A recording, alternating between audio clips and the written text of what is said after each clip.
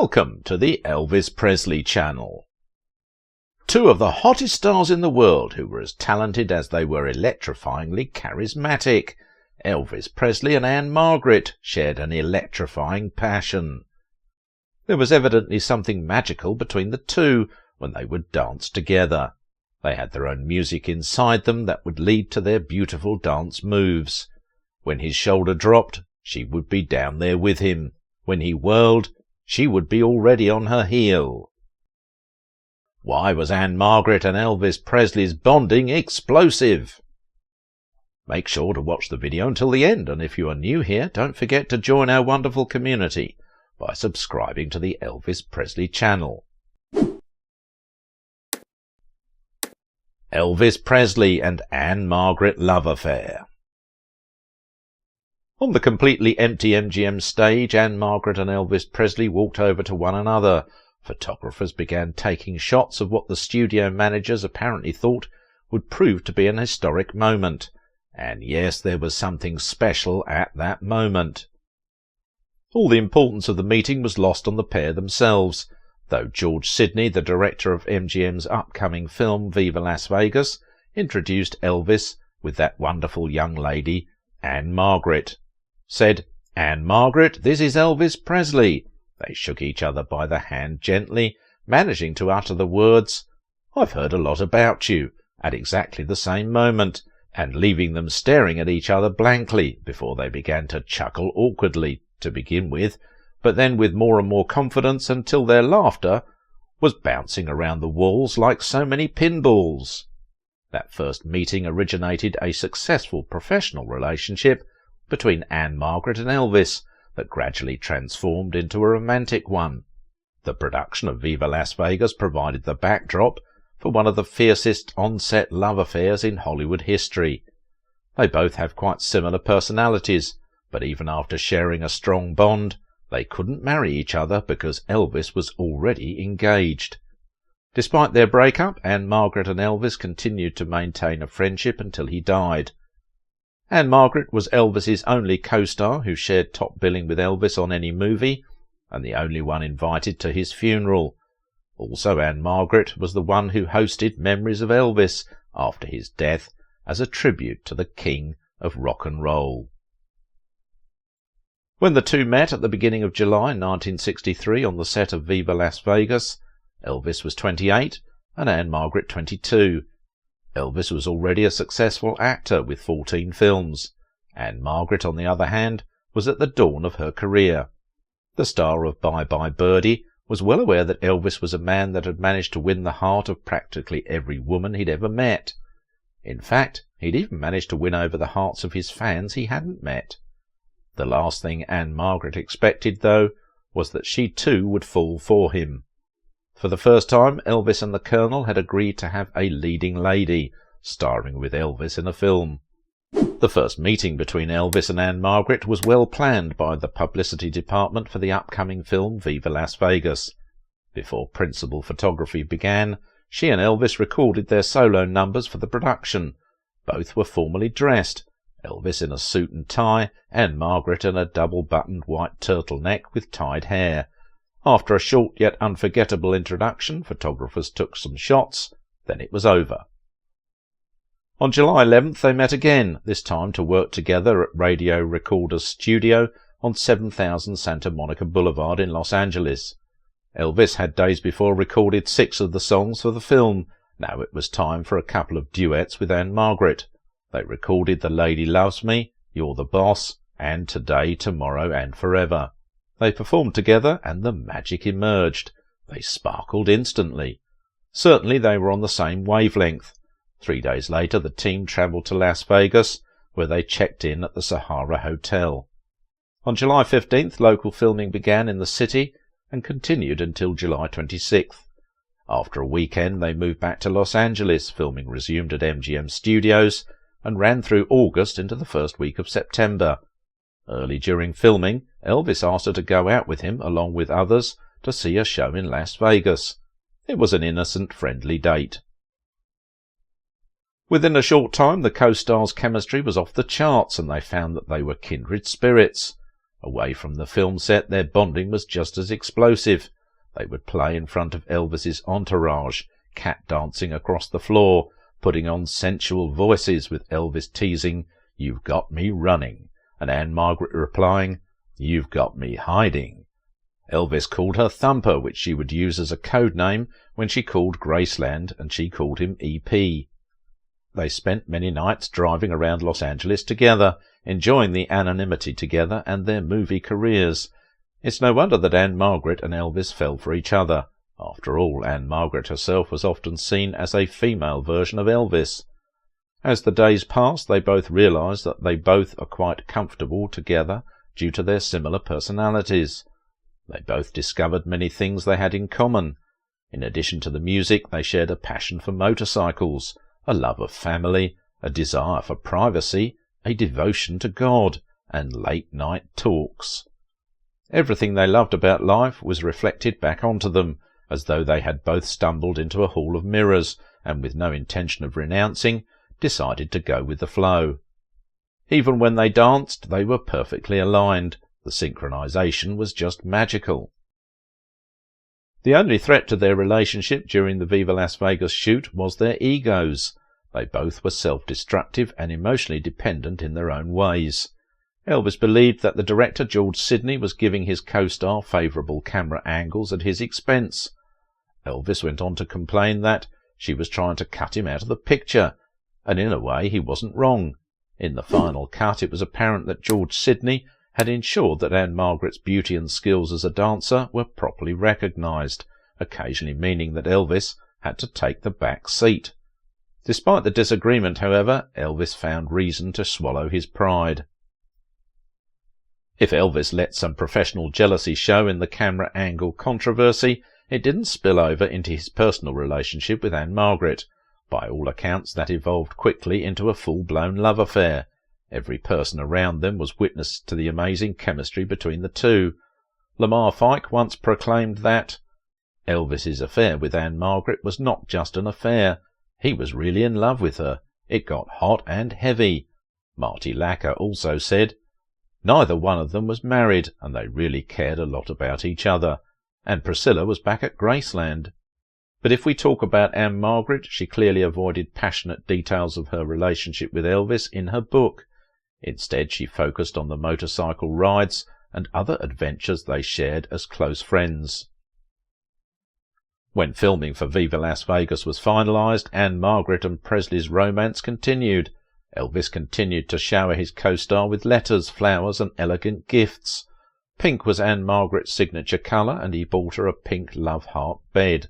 They opened themselves up to one another solely and baked in that honesty for as long as they could, but it couldn't last forever.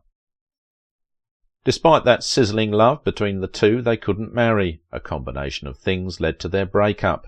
The first reason was Elvis Presley's relationship with an 18-year-old girl, Priscilla. Elvis had already promised to marry her. Priscilla Beaulieu, Elvis's young girlfriend at the time, was already living at Graceland awaiting their marriage. While Elvis and Ann-Margret were together, Ann-Margret said Elvis wanted to marry her. His wish was that we could stay together. But the star was under immense pressure from his manager and public opinion to marry his long-term girlfriend, Priscilla. Priscilla was certainly enraged by the affair. While she knew that Elvis always had a wandering eye, she admitted to being particularly threatened by his relationship with Ann-Margret. When Elvis finally admitted to his affair with his Viva Las Vegas co-star, Priscilla described her fury at the affair. "I picked up a flower vase and threw it across the room, shattering it against the wall." Elvis's young bride-to-be was so angry about the affair that Elvis wondered if he should send her back to Germany for some time to allow her to cool off. But Colonel Tom Parker, Elvis's manager, stepped in to pressure him to marry Priscilla instead. Then the straw that broke the camel's back, though, was a combination of an over-eager press and yellow journalism. In the end, an emotional and off-balance Elvis ended everything when Ann-Margret possibly overplayed her hand. Ann-Margret had to travel to London to attend the premiere of Viva Las Vegas. She had to do so alone. Tom Parker didn't have a passport, so he could not leave the country. So that meant that Elvis couldn't leave either. When Ann-Margret hit the red carpet, all the press asked her about was her alleged relationship with Elvis Presley. Then they reported that the couple was deeply in love. Furthermore, the press reported that the Viva Las Vegas pair were planning to marry. They were, in fact, not engaged. Ann-Margret tried to call and warn Elvis Presley about what they were saying in the press. However, the big news had already reached the States. Elvis accused Ann-Margret of leaking the story, which she denied. She then tried to explain that they were grossly exaggerating what she told them. It was all too much for the king, though.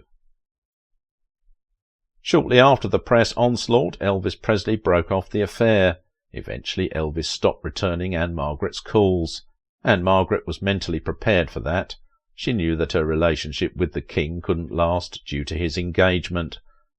That 1 year of their relationship was enough for her to make all those beautiful memories with the king. He then returned to Graceland to propose to his then-girlfriend, Priscilla. Elvis fulfilled his promise with Priscilla, and they tied the knot in Las Vegas on May 1st, 1967. However, it was not the only reason behind their breakup. If Elvis wanted to marry Ann-Margret, he could have married her despite whatever the press was portraying. Others, though, point out that Elvis always preferred relationships with less fiery, more amenable women in the long term. Despite having similar personalities, Ann-Margret was not the woman Elvis was looking for. He had traditional ideas about marriage and gender roles, while Ann-Margret was an assertive, career-oriented force in her own right. Ultimately, Elvis would have always chosen Priscilla over Ann-Margret. Ann-Margret married the actor Roger Smith. While Ann-Margret and her husband's marriage lasted 50 years until he died in 2017, Priscilla and Elvis divorced just 6 years later in 1973. But despite the fact they didn't end up together, Elvis and Ann-Margret remained good and loyal friends for the remaining 10 years of Elvis's life. No one could stop them from continuing their friendship for the rest of their lives. So it's not wrong to say that the former lovers can also remain friends. When she made her first appearance in Las Vegas, Elvis sent a guitar-shaped floral bouquet. He continued the practice for all of her Las Vegas openings throughout his life. When Elvis opened at the International Hotel, Ann-Margret was in the audience. He walked out onto the stage and saw Ann-Margret front and centre. Just for a moment, Elvis saw the room go dark and the audience dissolve into thin air, leaving the pair standing in an empty room, just as they had been the day they met. Throughout the 70s, both would attend the Las Vegas shows when possible and visit with each other afterward. During that period, they both struggled with their dependencies. Elvis would overdose prescription medications, while Ann-Margret fought alcohol addiction. A few months after a devastating facial injury in 1972, when Ann-Margret took a 22-foot fall from a platform at a Lake Tahoe casino during a performance, she and Smith returned to the Las Vegas Hilton so she could make a comeback. At the time, Elvis was the headliner at the same hotel. That was the time that reminded them of their relationship. They had flashbacks of their past, but the time was gone. Ann-Margret was married and remained faithful to her husband. Eventually she managed to overcome her addiction, but Elvis did not. In early 1977 she heard rumours that Elvis's health had started to deteriorate, and when she opened at the Hilton, there was no bouquet or telegram from Elvis. It was for the first time in 10 years that she didn't receive flowers from Elvis at the opening. The next morning, a phone call from Graceland brought the devastating news. Elvis was no more. Joe Esposito explained it was going to be a madhouse in Memphis for the funeral and advised her not to come. But she went, and when she arrived at Graceland, she and Elvis's father Vernon Presley embraced. Vernon said softly, "He was so proud of you." 3 months later, Elvis's father and Colonel Parker asked her to host a 2-hour Elvis NBC tribute, Memories of Elvis. She did it, but it was indeed a painful moment for her. Elvis left the world so early, and he was quite alone after the death of his loving mother and then after his divorce. Marty Lacker, one of Elvis's best men at his wedding, once wrote, "If Elvis had ended up with Ann-Margret, this whole story might have wound up differently." Could Ann-Margret have saved Elvis from himself? when no one else could. The question remains unanswered.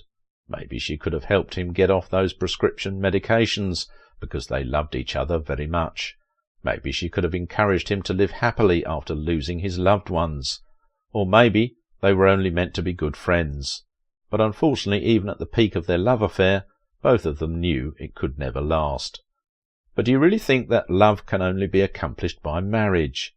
At least their love story doesn't indicate that. The way Elvis continued to send flowers to her before many of her performances can clearly indicate that they had a special place for each other in their hearts, even after their breakup. She was one of the only celebrities to attend his funeral in 1977 with her husband, and she always remembered Elvis in good words. They both loved and respected each other, no matter if they were in a relationship or not. That's what makes their bond so special. What do you think? Let us know in the comments. Thank you for watching the video till the end. If you liked this video, give it a thumbs up and don't forget to subscribe to the Elvis Presley channel. See you in the next video. Until then, stay tuned. Now you have seen one side of the coin. If you want to get a really deep and honest insight into Elvis's affair, then you should definitely watch my video about why Priscilla Presley was afraid of Ann-Margret.